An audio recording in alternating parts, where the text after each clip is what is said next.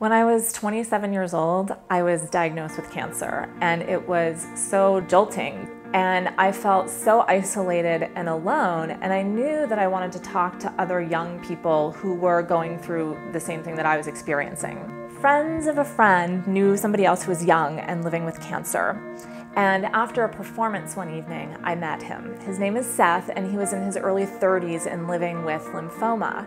And we started talking. We just sat on the floor behind this stage and talked through the entire night. And I felt like we could just say anything to each other. And I remember thinking, this is the greatest sense of relief I had felt since I had been diagnosed. I knew that I wanted to have more conversations like the one that I had had with Seth. So I made a flyer and I sent it to my friends all around the country. I was getting calls pouring in from young adult cancer patients inviting me to show up in their living rooms, in their hospital rooms, in their office cubicles, talking to them about their cancer experiences. I became like a one-woman cancer confessional. People were explaining to me parts of their lives and their cancer stories that I'd never heard written about or spoken about elsewhere.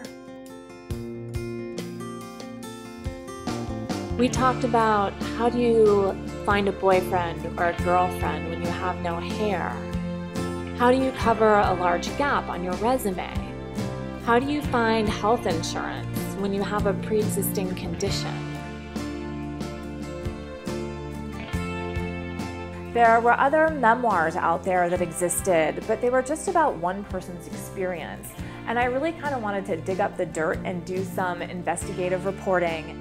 So it's just really practical advice and everyday stories from real people who find hope in being able to lay their head down on their pillow at the end of the night and realize that they can be real with themselves about the challenges that they're facing and how to get through each day. I've been living with cancer since I was diagnosed 9 years ago. I still have 2 tumors in my neck that are wedged up against my jugular vein.